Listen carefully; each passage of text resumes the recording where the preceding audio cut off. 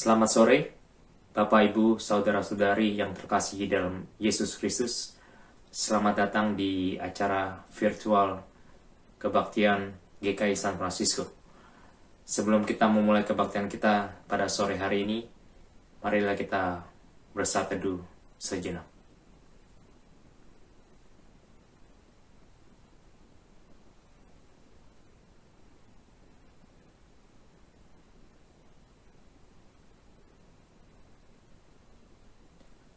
Mari kita satu dalam doa. Ya Tuhan, Allah Bapa kami yang bertata di dalam kerajaan surga, selamat sore. Terima kasih Tuhan kalau Engkau telah memberkati setiap kami Bapa, hingga pada saat ini kami boleh ada dan kami boleh mau mengikuti kebaktian online service pada sore hari ini. Terima kasih Tuhan untuk berkat-Mu sepanjang hari-hari dan minggu yang lalu. Terima kasih untuk pekerjaan, terima kasih untuk kesehatan, terima kasih untuk keluarga, terima kasih untuk teman-teman, terima kasih untuk kasih-Mu Bapa. Sungguh yang luar biasa besar terhadap kami semua Tuhan. Terima kasih Bapa. Tuhan, sebentar kami akan mengikuti kebaktian online service. Biarlah Engkau memberkati setiap hati kami Tuhan, untuk boleh sungguh kami konsentrasi penuh, berfokus kepada Engkau saja Bapa. Dan kami boleh memuji nama Engkau, memuliakan nama Engkau melalui puji-pujian yang akan kami naikkan nanti. Berkati Tuhan setiap jemaat-Mu pada saat ini boleh berfokus pada Engkau saja Tuhan. Biarlah Roh Kudus-Mu turun pada saat ini Bapa, menaungi kami semua Tuhan, untuk boleh mengikuti kebaktian ini Tuhan. Berkati firman Tuhan yang akan disampaikan nanti.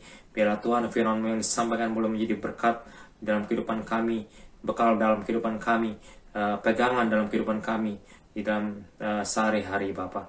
Terima kasih Tuhan, berkati kebaktian ini Tuhan, dari awal, pertengahan, hingga pada akhirnya.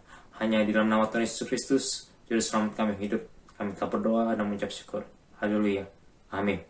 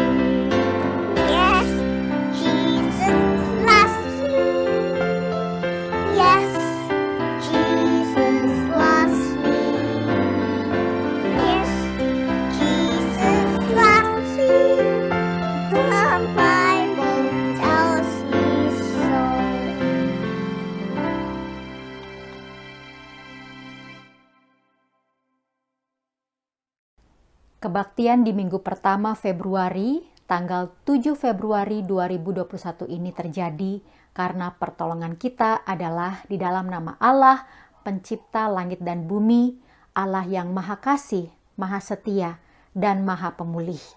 Oleh karena itu, kasih karunia dan damai sejahtera di dalam Tuhan Yesus Kristus beserta dengan saudara. Amin.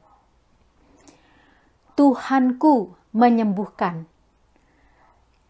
Markus 1 ayat 34 menyatakan demikian. Ia menyembuhkan banyak orang yang menderita berbagai macam penyakit dan mengusir banyak setan.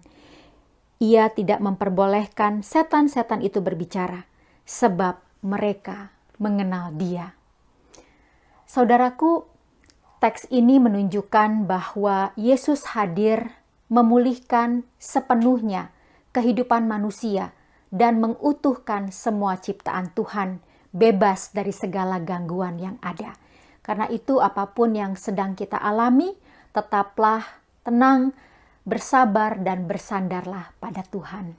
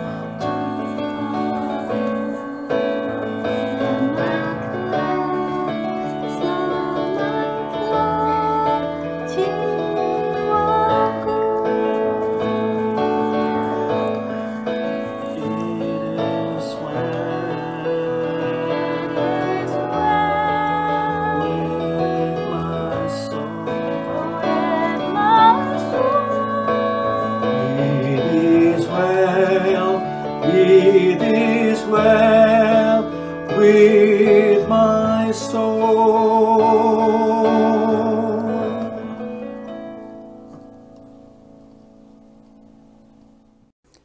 Mari kita berdoa. Bapa yang Maha Baik, kami bersuka cita karena kami merasakan kehadiran Tuhan. Kami juga menyesal bahwa sering kami tidak menyadari kehadiran Tuhan. Kami menyesal bahwa kami juga bahkan sering membuat diri kami yang Tuhan cipta seturut dengan gambar dan rupa Allah itu ternodai. Karena kami ragu, karena kami tidak percaya diri, bahkan kami cenderung lelah dan hendak menyerah. Kami juga menyesali bahwa ini kami nyatakan juga kepada sesama kami dalam kebencian, dalam keangkuhan, dalam kecemburuan, dalam kemarahan. Tuhan, ampunilah kami. Karena sesungguhnya yang kami lukai itu adalah Engkau sendiri. Ampunilah kami. Tuhan, kasihanilah kami. Di dalam nama Tuhan Yesus, kami berdoa. Amin.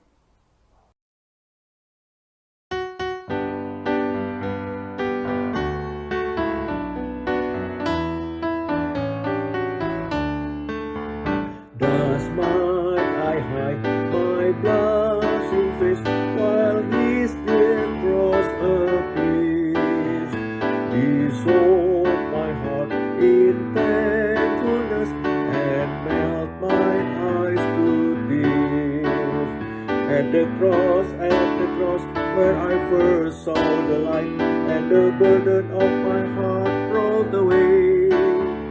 It was there by faith I received my sight, and now I am happy all the day.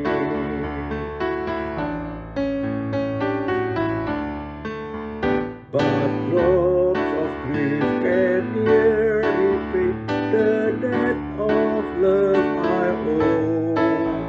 Dear Lord, I give myself away. Is all that I can do. At the cross, where I first saw the light, and the burden of my heart rolled away. It was there by faith I received my sight, and now I am happy all the day. Bersukacitalah semua orang yang mengenal dan mempercayakan diri dalam Kristus yang menebus dosa-dosa kita. Dalam kesungguhan hidup, maka peliharalah anugerah Tuhan. Taatilah hidup baru, sebagaimana diberitakan dalam surat Paulus kepada jemaat Galatia.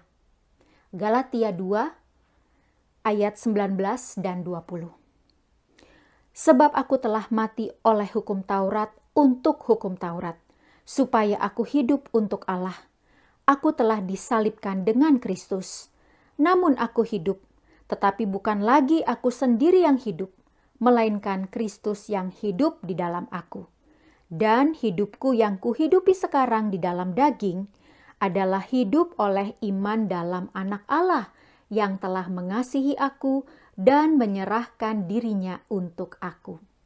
Mari saudara nyatakanlah berita sukacita ini bagi saudara, bagi seisi rumah saudara, dan bagi orang-orang seluas mungkin yang saudara kenal, dalam dunia nyata maupun juga secara virtual. Bersukacitalah.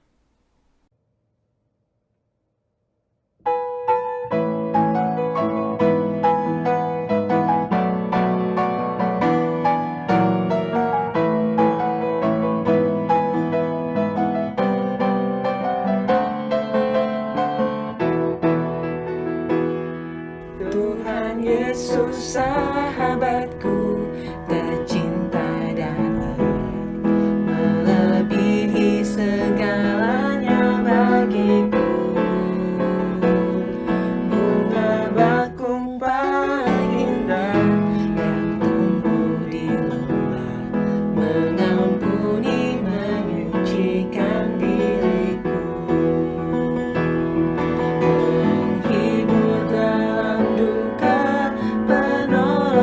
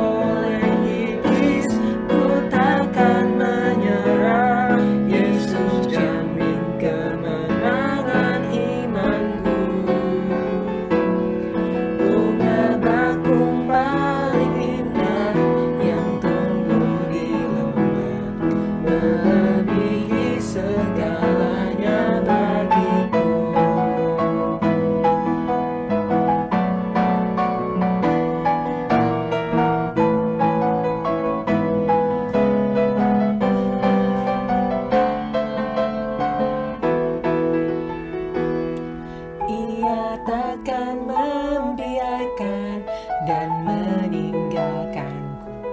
Aku hidup oleh iman padanya. Ia tembok yang berapi di sekelilingku, roti hidup yang membuatku kenyang. Gelap di kemuliaan ku nampak wajahnya, dan berkat surgawi melimpahiku. Bunga bakung paling indah yang tumbuh di lembar, melebihi segalanya bagiku. Bunga bakung paling indah yang tumbuh di lembar, melebihi segalanya bagiku. Melebihi segalanya bagiku.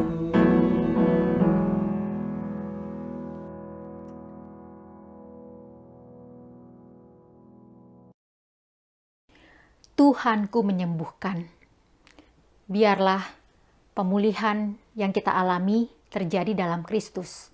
Karena itu mari saudara, untuk mendengarkan firman Tuhan, kita memohon Roh Kudus Tuhan menolong setiap kita. Kita berdoa. Ya Bapa yang Maha Kasih, kami mohon bersabdalah. Biarlah Roh-Mu yang kudus menolong kami, agar kami dapat memahami kebenaran firman-Mu dan mengingatnya serta melakukannya. Inilah permohonan kami di dalam nama Tuhan Yesus Kristus. Kami berdoa. Amin.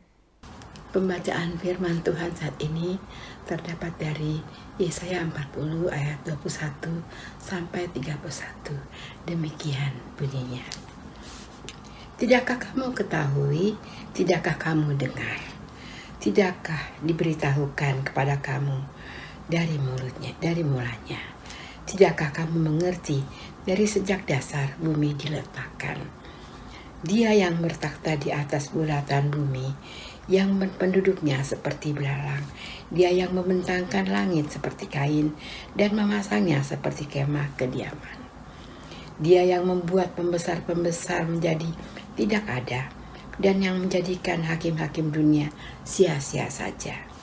Baru saja mereka ditanam, baru saja mereka ditaburkan, baru saja cangkok mereka berakar dalam tanah. Sudah juga ia meniup kepada mereka, sehingga mereka kering dan diterbangkan oleh badai seperti jerami. Dengan siapa hendak kamu samakan aku? Seakan-akan aku seperti Dia, firman yang Maha Kudus. Arahkanlah matamu ke langit dan lihatlah siapa yang menciptakan semua bintang itu dan menyuruh segenap tentara mereka keluar, sambil memanggil nama mereka sekaliannya. Satu pun tiada yang tak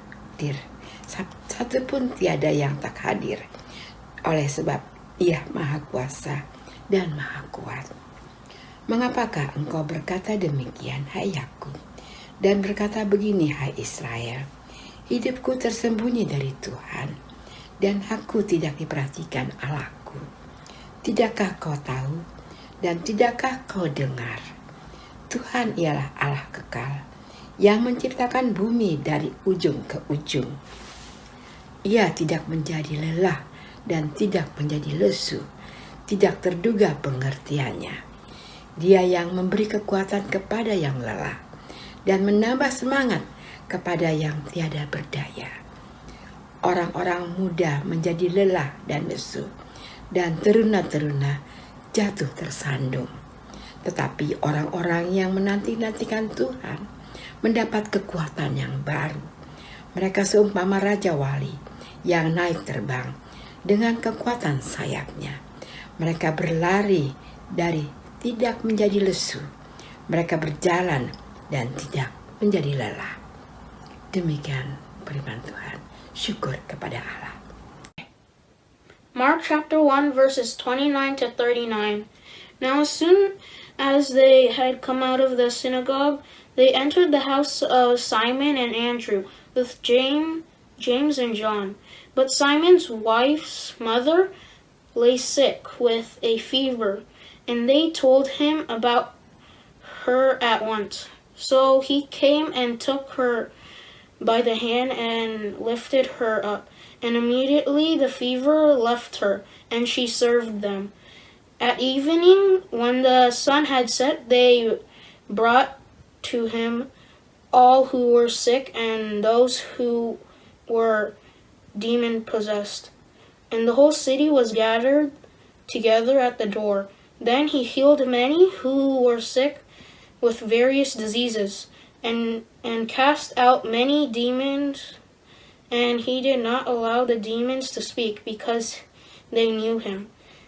Now in the morning, having risen a long while before daylight, he went out and departed to a solitary place, and there he prayed. And Simon and those who were with him searched for him. When they found him, they said to him, "Everyone is looking for you."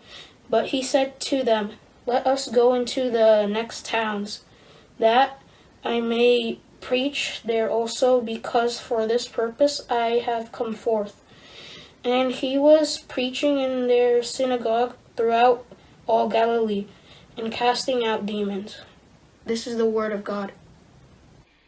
Saudaraku, ketika kita melihat musim dingin terus bergulir dan sesaat lagi kita akan memasuki musim semi, maka banyak serangga juga dapat semakin sering kita lihat.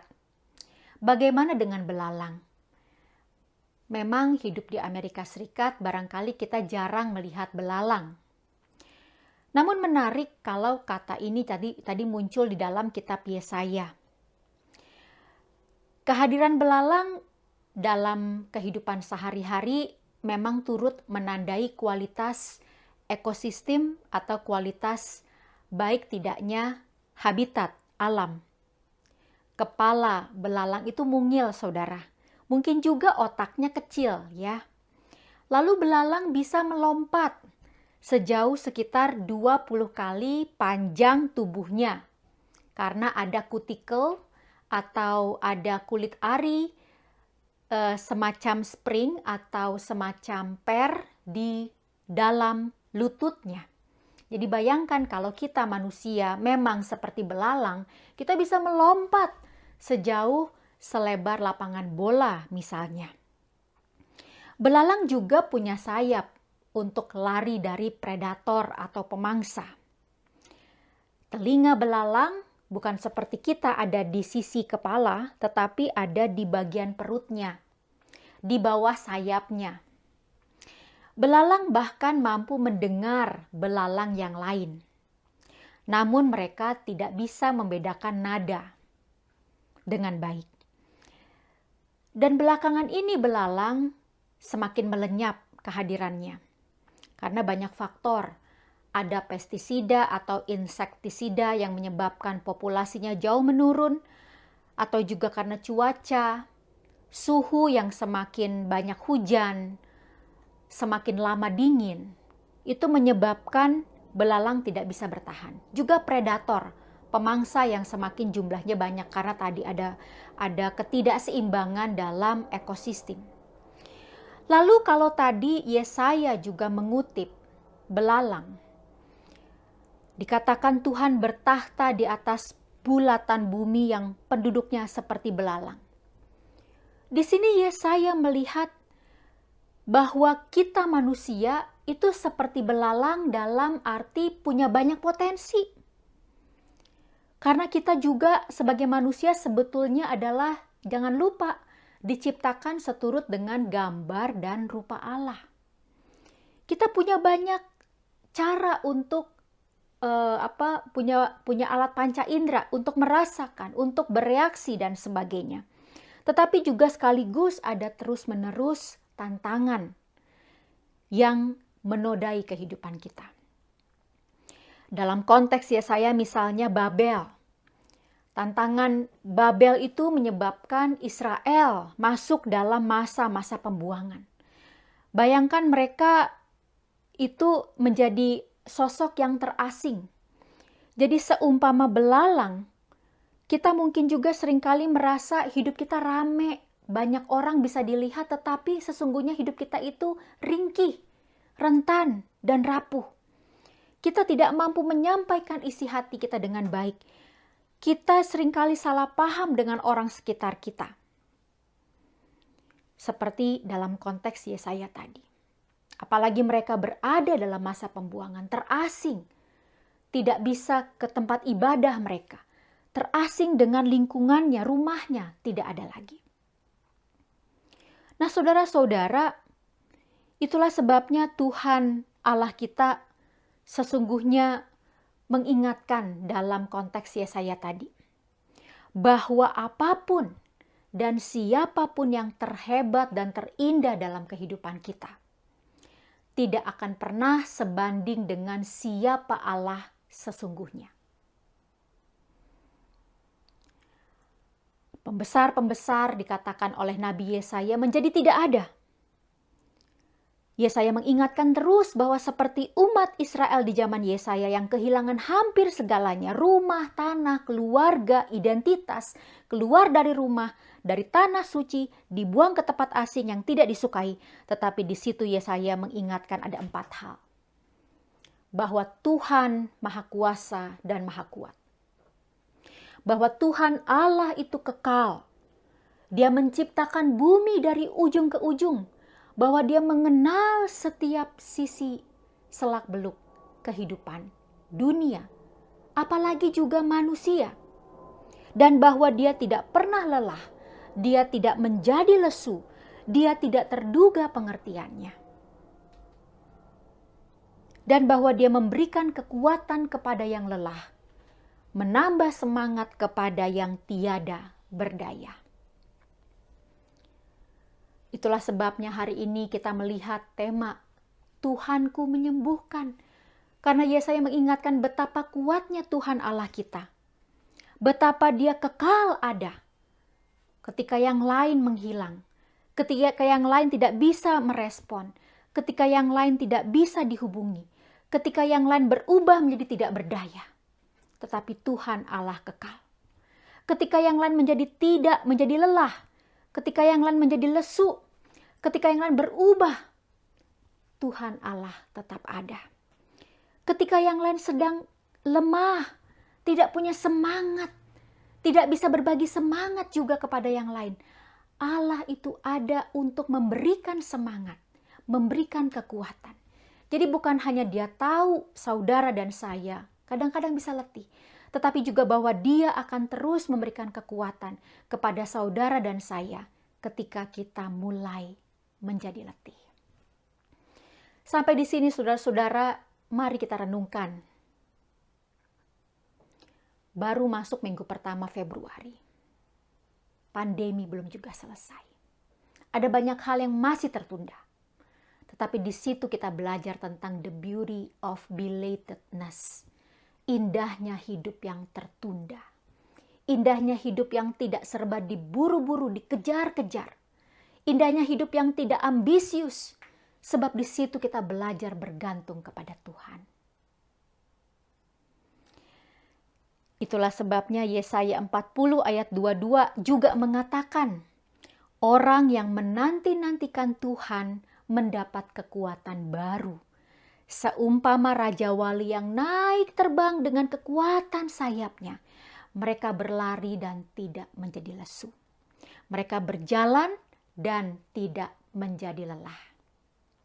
Pernahkah saudara juga merasakan kehidupan yang berjalan lalu lelah? Saya pernah. Saya ingat semasa SMA. Saya dulu sekolah di Penabur di Pintu Air, Pasar Baru.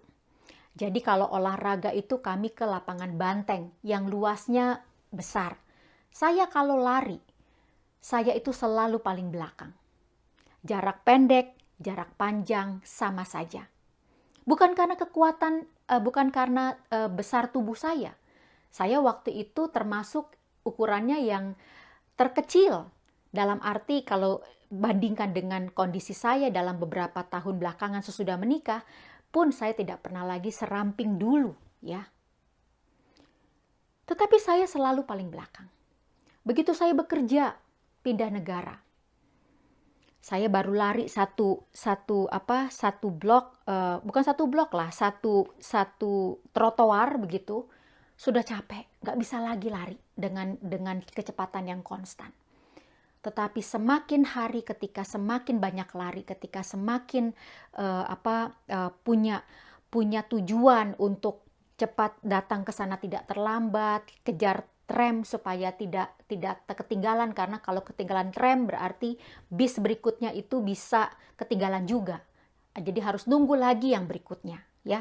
Kan nggak seperti di Indonesia, saudara, ya. Metro Mini bisa kita stop di mana saja, bisa kita kita tunggu macam-macam alternatifnya begitu, ya.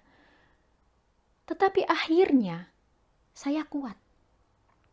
Bukan karena saya mau bilang saya kuat, tetapi bahwa ketika berlari, ketika berjalan itu menjadi satu kegiatan yang terus-menerus dilakukan, dari jarak pendek makin jarak panjang, makin panjang lagi dan sebagainya.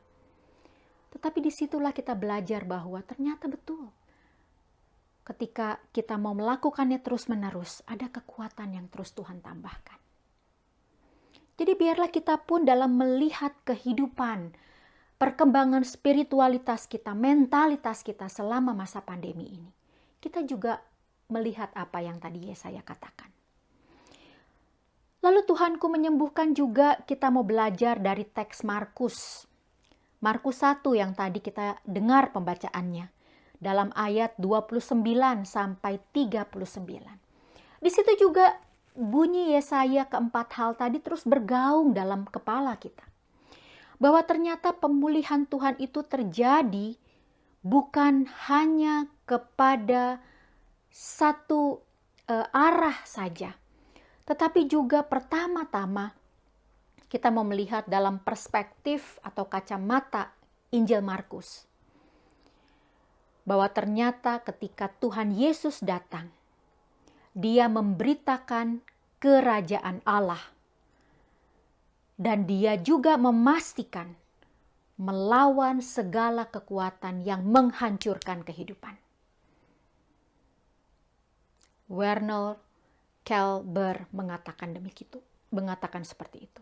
Bahwa kerajaan Allah itu yang Yesus ajarkan dan perkenalkan adalah kerajaan Allah yang bukan hanya hadir, tetapi juga yang siap menghancurkan segala kekuatan yang menghancurkan kehidupan.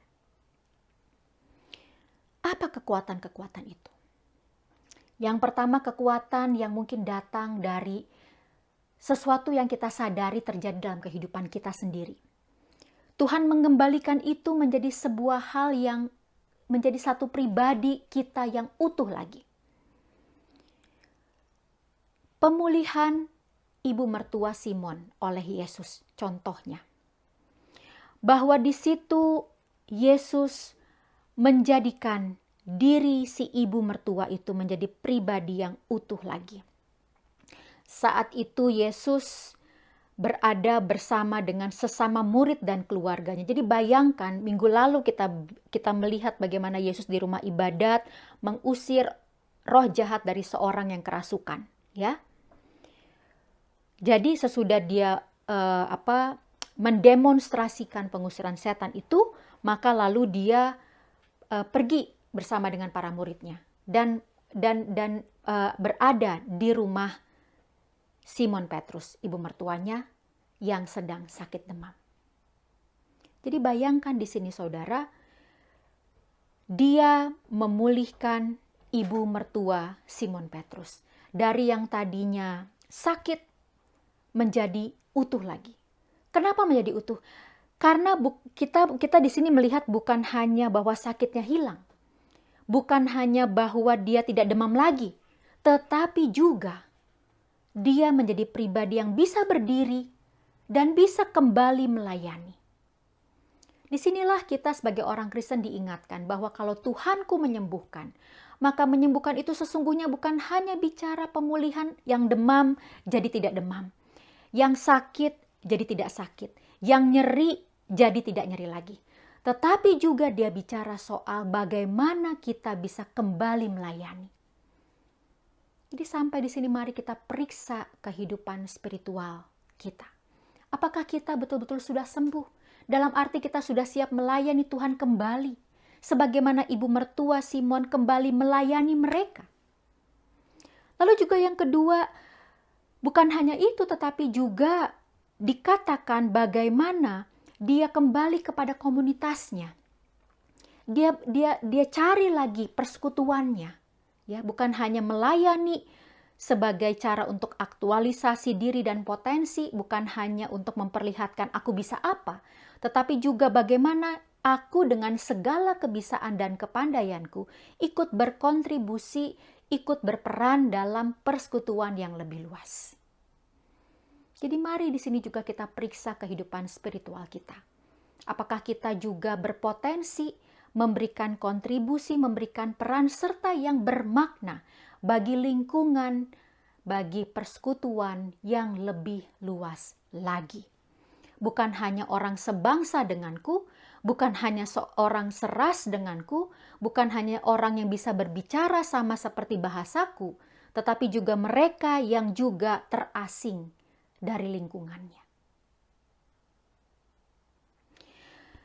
Saudara, Frederick Buechner juga mengatakan, tempat Allah memanggil kita adalah tempat di mana kesukaan yang dalam dengan kelaparan dunia itu bisa berjumpa.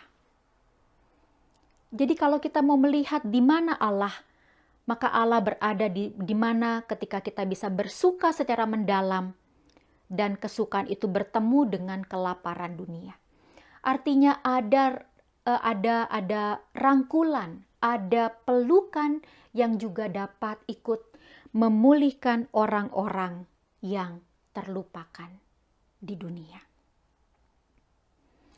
Jadi disinilah hal yang selanjutnya juga kita lihat, bukan hanya menjadi seorang pribadi yang kembali sembuh dari sakit, tetapi juga menjadi seorang pribadi yang bisa memberikan sesuatu kembali, bahkan juga berperan dalam lingkungan yang lebih luas lagi. Dan yang terakhir dan tidak kalah penting adalah Yesusku menyembuhkan dari segala kuasa setan, dari segala kuasa jahat. Dan di sini ingatlah bahwa dalam saat itu Yesus dan para murid bergelut dalam dunia yang perpolitikannya begitu keji dan kejam. Di situ Yesus terus-menerus diberitakan oleh Markus memberitakan kerajaan Allah dan mengusir kuasa jahat. Karena waktu itu hidup dalam tekanan Romawi membuat orang tidak punya semangat hidup. Karena orang Yahudi saat itu menjadi susah untuk bisa menjalankan kehidupan agamanya secara otentik.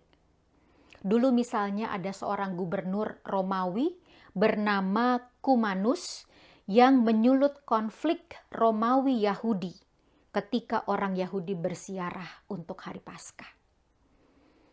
Dan ketika orang banyak marah, Cumanus menggerakkan pasukan untuk siaga, baik di pelataran bait Allah maupun dari atap bait Allah. Dan hari itu pada akhirnya, sebuah perayaan agamawi yang seharusnya penuh damai berganti dengan pertumpahan darah.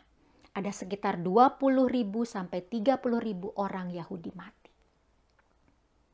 Saudara, bukan ini yang Yesus inginkan. Yesus mau supaya kita terbebas dari segala kuasa setan. Kuasa setan di sini bukan berarti ada kuntilanak, pocong, bukan saudara, ya. Tetapi bahwa ada keinginan ambisius, keinginan politik yang juga hendak menggantikan atau mengidentikan kekuasaan Allah dengan kekuasaan dirinya sebagai manusia. Dan ini yang tidak pernah Tuhan Yesus tolerir. Jadi mari saudara-saudara, sebagai orang Kristen, kenalilah apa isu kebangsaan kenegaraan yang perlu kita responi. Sehingga kita juga bisa ikut menjalankan misi Allah yang mulia di dunia ini. Lalu selanjutnya juga Markus mengatakan satu hal yang tidak kalah penting lagi. Pagi-pagi benar Yesus mengambil waktu menyepi dan berdoa. Lex orandi, lex credendi. Lex orandi, praying. Lex credendi, believing.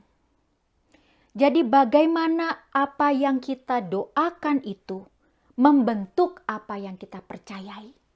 Jadi kegiatan doa menjadi inti setiap orang yang mau mengalami pemulihan di dalam Tuhan. Kegiatan dekat dengan Tuhan, berdoa secara kusuk dan khusus kepada Tuhan, itu akan membentuk iman kita di hadapan Tuhan. Jadi marilah saudara-saudara yang berhimpun dalam kasih Kristus, tugas kita sebagai orang Kristen bukan hanya duduk diam ketika kebaktian, tetapi juga biarlah firman Tuhan ini dapat meresap dalam hidup kita, dapat mewarnai segala pemikiran, perkataan, perbuatan kita ketika kita berjumpa dengan setiap orang yang berbeda, setiap lingkungan yang berbeda. Sebab kitab Injil Markus juga bicara bukan hanya relasi antara aku dengan sebangsaku, tetapi juga aku dengan orang-orang yang ada kendati pun berbeda iman, berbeda negara, berbeda ras denganku, bahkan dengan keutuhan ciptaan Tuhan. Beritakanlah Injil kepada segala makhluk, beritakanlah Injil kepada segenap bangsa, sebab Tuhanku dan Tuhanmu menyembuhkan. Amin.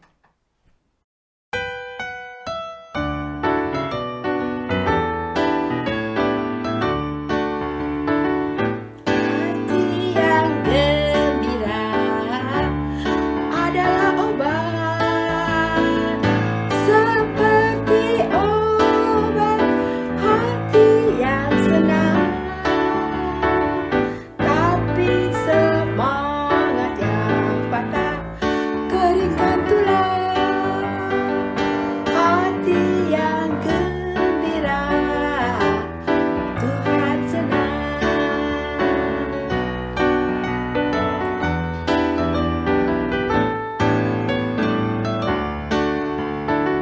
Hati yang gembira adalah obat, seperti obat.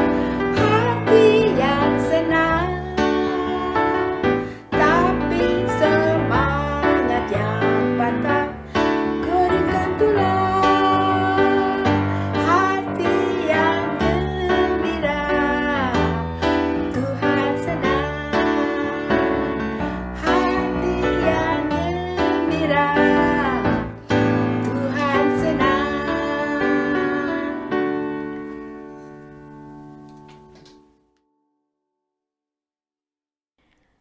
Saat ini kita bersama-sama merayakan perjamuan kudus karena Tuhan Yesus sendirilah yang menetapkannya dan mengundang kita untuk melakukannya.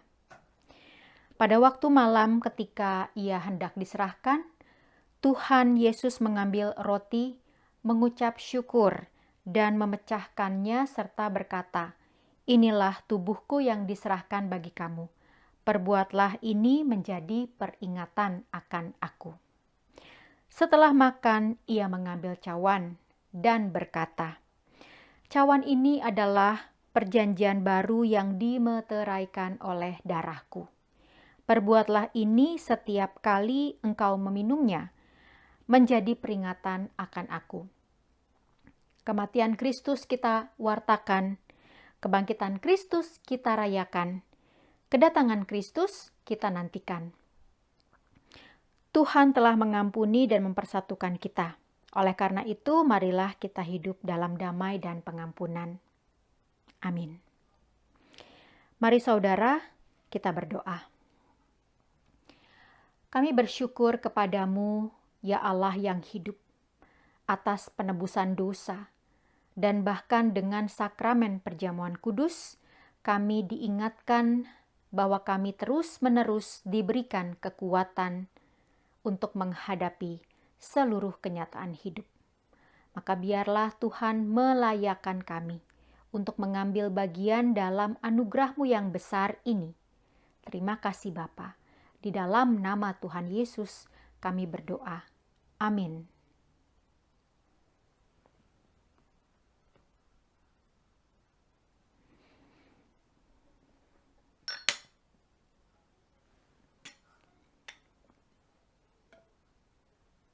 Saudaraku, roti yang dipecahkan ini adalah persekutuan kita dengan tubuh Kristus.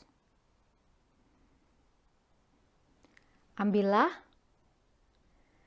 ingat dan percayalah bahwa tubuh Tuhan kita Yesus Kristus telah diserahkan bagi keselamatan dunia. Makanlah.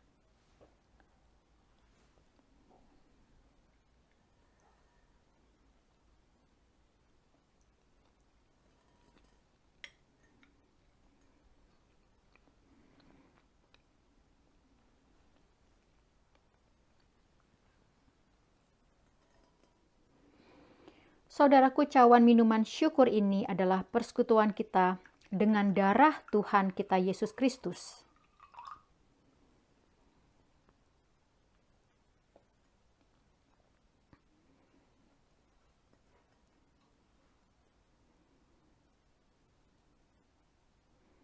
Ambillah, ingat dan percayalah bahwa darah Tuhan kita Yesus Kristus telah dicurahkan untuk keselamatan dunia. Minumlah.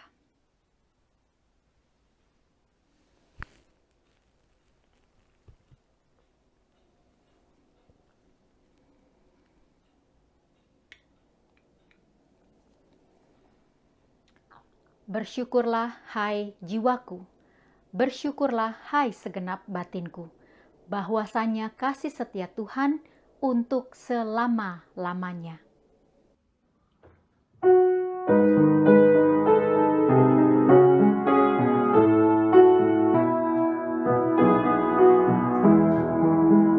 Segala puji syukur bagimu Tuhanku. Kau berikan ayah bundaku mengikut jalanmu.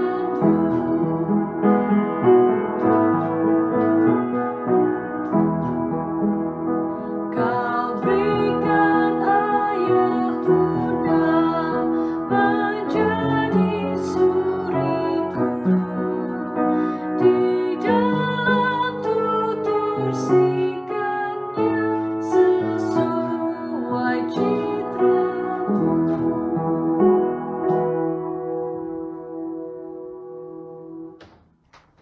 Jemaat GKI San Francisco yang dikasihi oleh Tuhan kita Yesus Kristus, saya undang kita semua bangkit berdiri.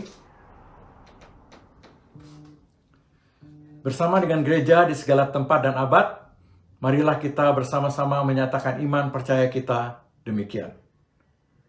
Aku percaya kepada Allah, Bapa yang Maha Kuasa, Halik langit dan bumi, dan kepada Yesus Kristus, anaknya yang tunggal Tuhan kita, yang dikandung daripada Roh Kudus, lahir dari anak darah Maria, yang menderita sengsara di bawah pemerintahan Pontius Pilatus, disalibkan, mati dan dikuburkan, turun ke dalam kerajaan maut.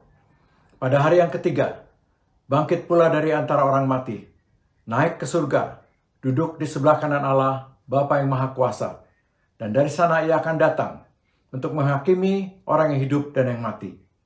Aku percaya kepada Roh Kudus, gereja yang kudus dan am, persekutuan orang kudus, pengampunan dosa, kebangkitan orang mati, dan hidup yang kekal.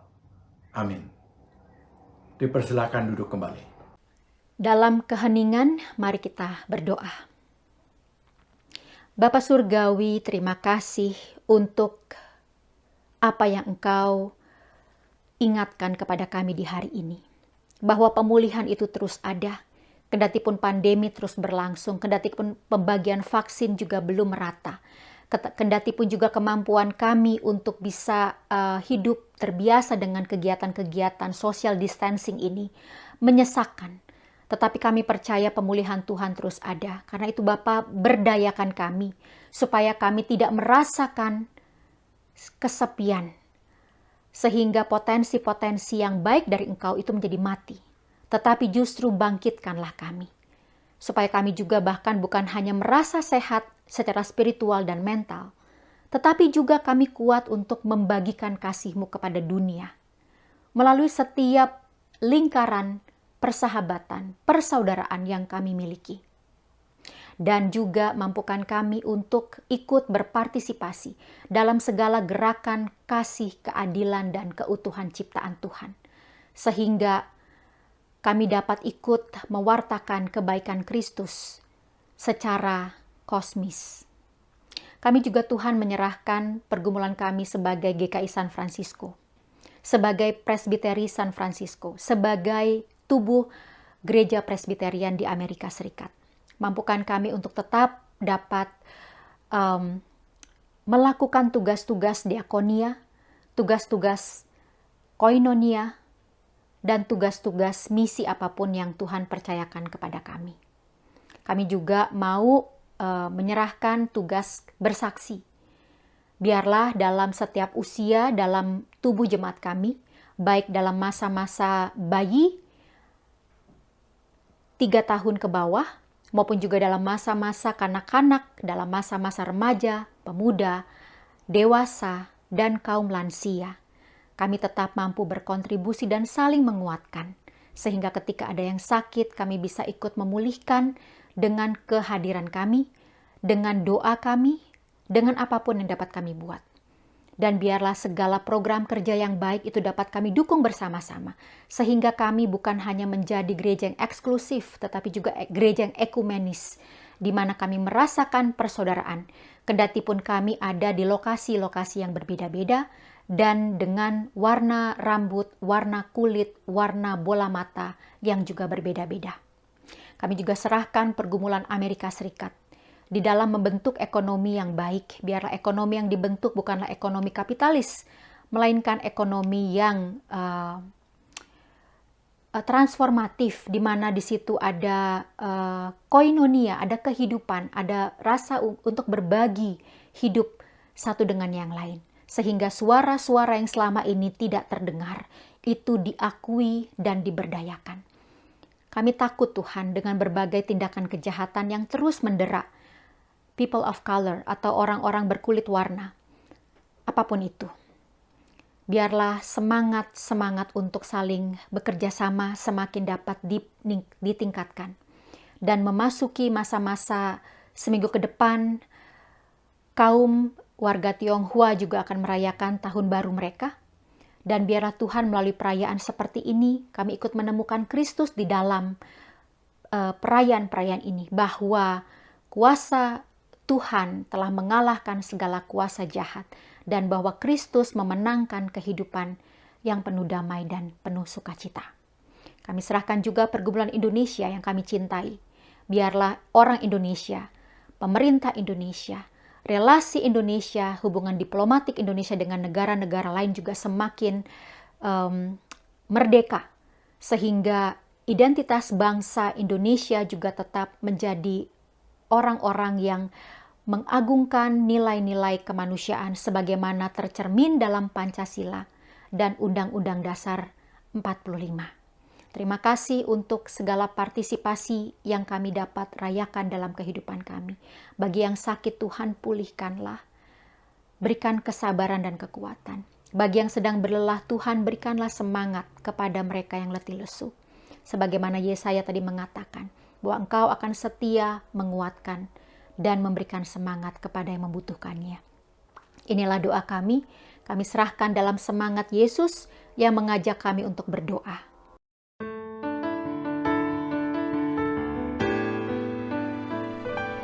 Bapa kami yang ada di surga, dikuduskanlah namamu, datanglah kerajaanmu, jadilah kehendakmu di bumi seperti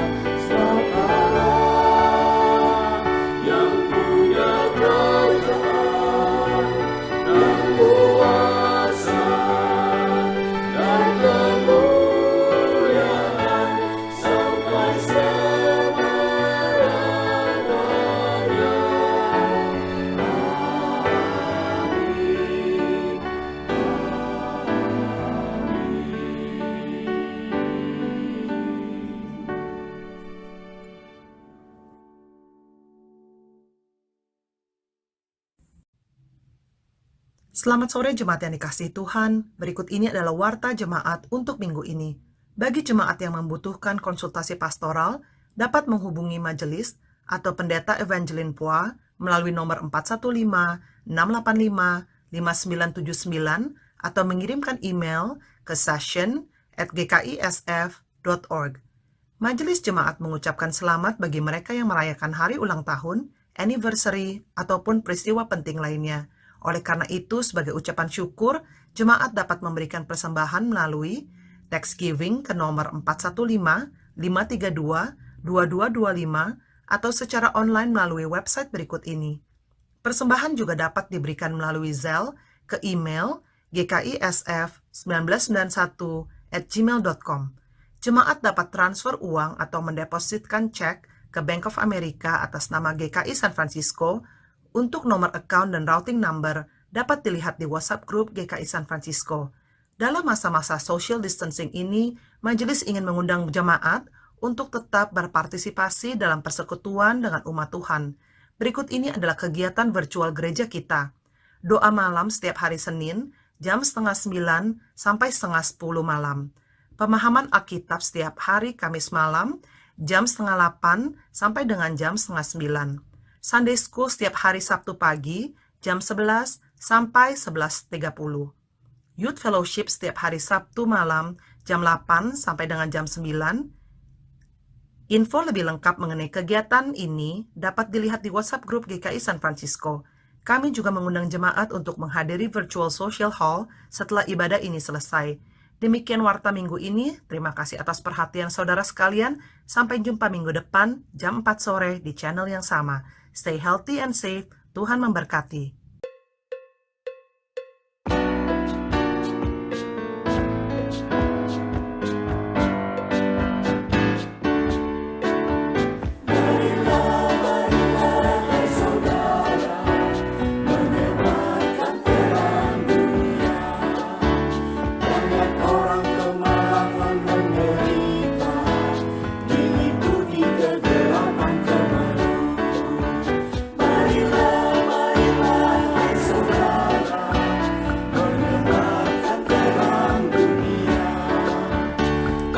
Juga yang digoda kemewahan, tapi tidak mengenal bahagia.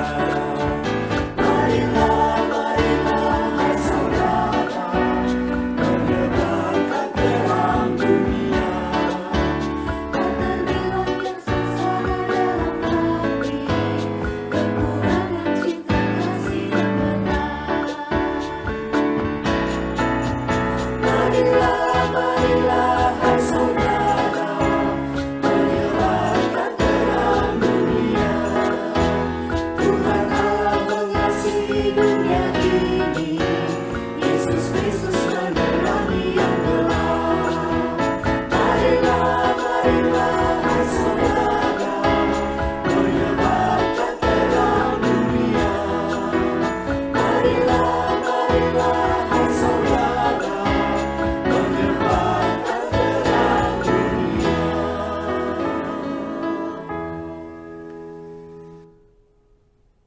Di jalan hidup yang lebar sempit, tibalah kita untuk hidup di dunia yang lebar dan sempit ini. Apapun itu, milikilah kasih Kristus dalam kehidupan kita dan terimalah berkat Tuhan. Anugerah dan damai sejahtera dari Allah Bapa, Kristus yang kuasanya memulihkan, dan Roh Kudus yang kuasanya menghibur dan memberikan kekuatan, beserta dengan saudara, sekarang sampai selama-lamanya. Haleluya, amin.